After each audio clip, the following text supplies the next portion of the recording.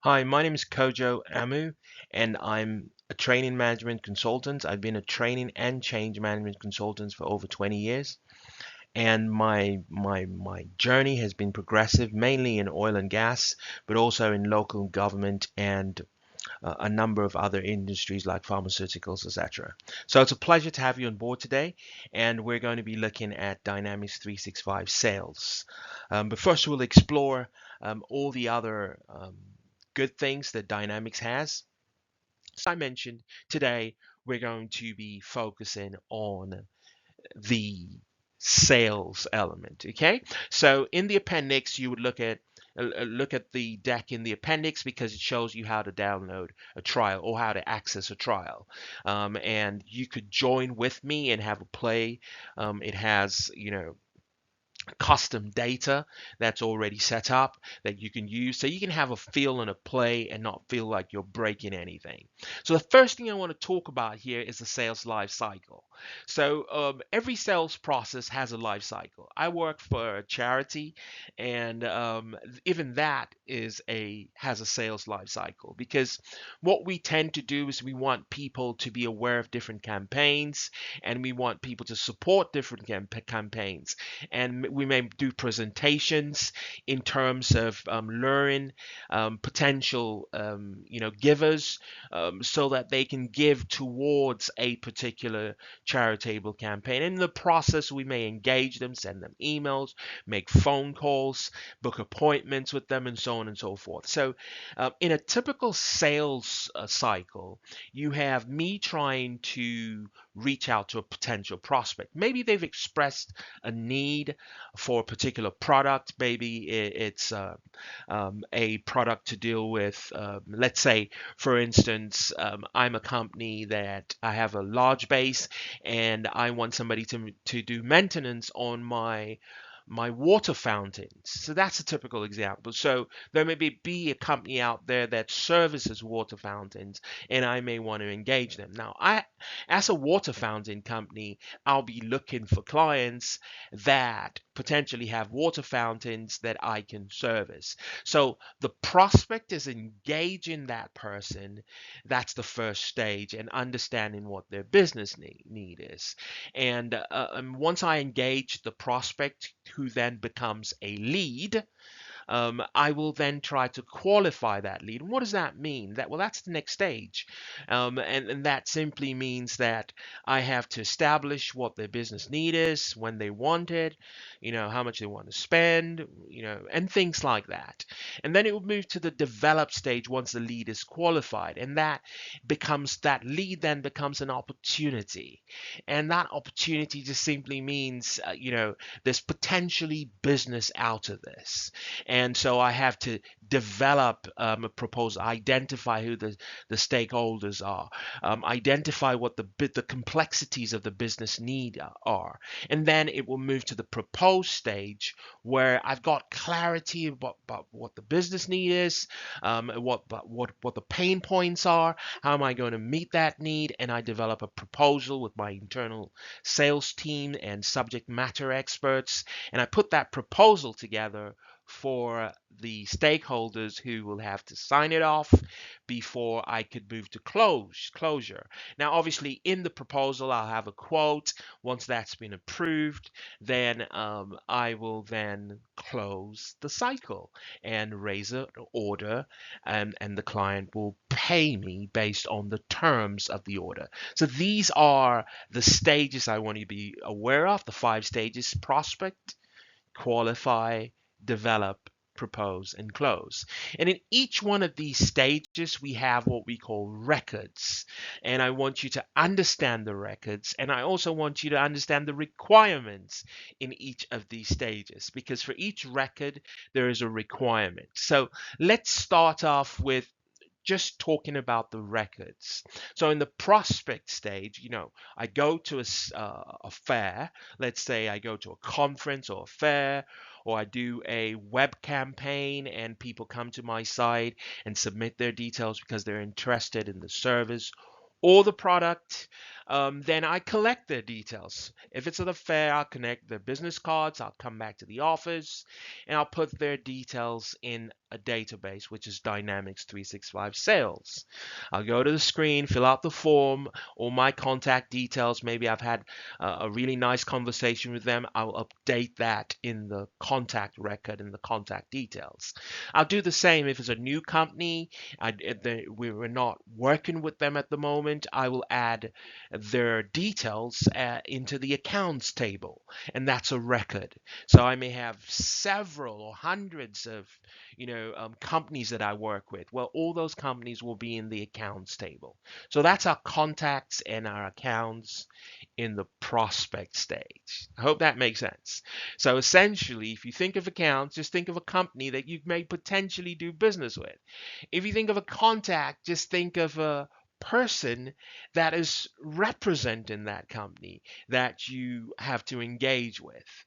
And then what happens next in the qualify stage is that I'm looking to convert this contact, maybe it's a person I've met, into a lead. Now, in order for me to convert them into a lead, I have to qualify them. The lead is a record, so it's a table in itself, that has information about that potential contact, that prospect that I may get business from. So in that process, I have to qualify them, and that simply means I have to establish, how much do they want to spend? What are their business needs? What problems could I potentially solve in their organization? So that's all about qualifying the lead. Okay, so all of that detail goes into the leads table. And then I move to the next stage, which is developed. Now, in the develop stage, that lead then, once it has been qualified, becomes an opportunity. Now, I have to qualify the lead for it to be an opportunity. Now, you need to understand that contacts and accounts are very different from leads and opportunities, because contacts and accounts sit in a separate entity, whereas leads and opportunities sit in the sales life cycle that I spoke to you about before. So once I qualify the lead, that lead becomes an opportunity.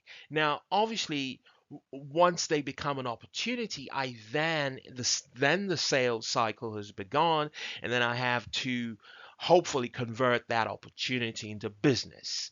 So I have to do my due diligence and collect all the information that I need to collect from this person, and that could be, several things, several markers that I need to kind of pull out. I need to establish, what are their pain points, what are the business needs, what is the current state, um, what do they want their future state to look like?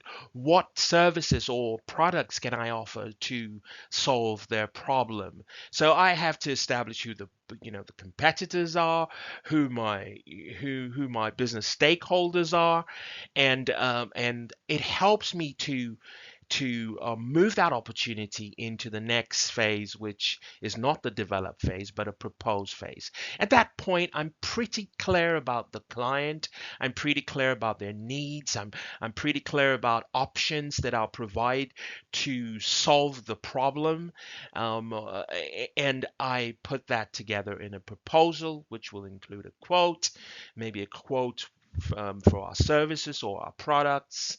And in this proposed stage, it has to be obviously signed off by their business, by their stakeholders.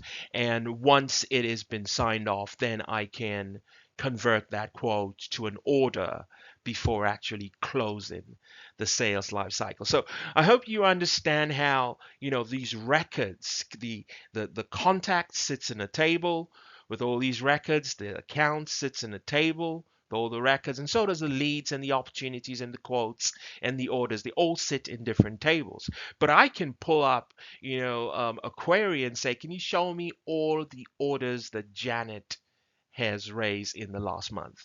So it will be pulling oh, Janet is a lead, so it would be looking at the lead table to pull out Janet, and it'd be looking at the opportunity in the quotes or the orders table to pull up all the orders and sum up all the orders. So I can see how my salespeople are doing, essentially. So I hope you understand the records in the different stages. And I did speak about requirements as well. And this is finally what I'm going to talk about is requirements. I've spoken about it briefly, but it's important for you to understand that every single stage has requirements. Before you pass it on to the next, they'll have requirements. So in my prospect stage, what are the requirements? Well, the requirements for me to gather information and input it into Dynamics 365 Sales. I have to update my, company, my accounts table with all the company details and update my contact table with all my useful contacts, and I update it correctly, their emails, their phone numbers, their web addresses, and any conversations we've had.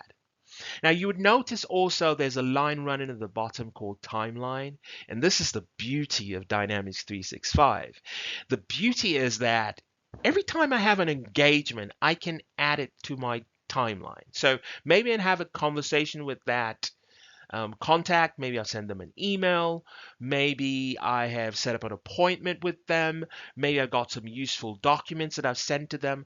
I can add all of those to the timeline.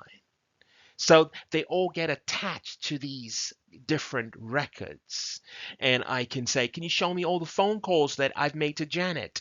Very easy. Can you show me all the tasks that have been completed that relate to Microsoft, for example? So you can see how what I put in the timeline now relates to the different records. But obviously, as I was mentioning, every single stage will have requirements before you move people to the next stage. So for a lead to be qualified, there are certain things that must be completed, as you can see on the screen. For an opportunity to move from develop to propose, there's certain requirements that need to be completed, as you can see on the screen. For a quote to move to an order, there's certain requirements that need to be completed. For closure to happen, your quotes need to be closed before you can close the sales life cycle. So there are different requirements that need to happen at each stage, and you need to be aware of these requirements and understand them to move the process from one stage to the other. So I hope you understand how leads move to opportunities and potentially leads to quoted orders before the deal is closed as won or lost, and also the activities in the timeline that are attached to these different records. Now, that's what I was hoping to convey to you, to understand the business process before we actually get our hands dirty in terms of looking at contacts, leads, opportunities, and the different permutations that exist as we work with these different objects and these different stages. So I hope that's been useful to you. Now, before we close off the cycle discussion, let's just take a real life scenario. And that kind of gives you an idea of, some of the permutations that you have to go through. So let's take the journey of a prospect. And as I mentioned before, that potential prospect is business. You're looking to change that prospect to a lead and qualify that lead. And there will be steps that you have to go through that may take a period of time, maybe short, maybe a longer period of time, depending on the size of the deal or your skills, or how open that business is to your products or services. But once that lead is qualified, it then becomes an opportunity, and then you have to keep working that opportunity, understanding what the business need is to actually frame a proper proposal that meets their business need. And there will be toing and froing, emails, appointments, presentations, and so on, before you actually get to the place where maybe you can raise a reasonable quote and based on the products or the services that they've chosen and they're happy to go with. And then if that's approved by their internal processes, obviously your proposal, which is done in the proposed phase, will be internally reviewed, signed off before your final presentation, and that will have to be approved either by a committee or by an individual who has the budget to spend before you close out. So we'll talk about, a typical kind of, process that you go through. Let's imagine that, Joe goes to a conference and he meets Jane. Jane or Janet is a Microsoft consultant. She's a project manager within Microsoft, but Joe works for a company called Water Fountains, and they sell water fountain products. Obviously, Microsoft is a conglomerate, so they have offices all over the world, and therefore there's a key need here. So Joe has picked that up, and he's taken the details of Janet, and he's recorded, Microsoft as in the accounts table as a record, and he's further, recorded Janet's details, as a potential contact, as the conversation, kind of builds and develops, either through chats on the phone or maybe through emails and product presentations, etc.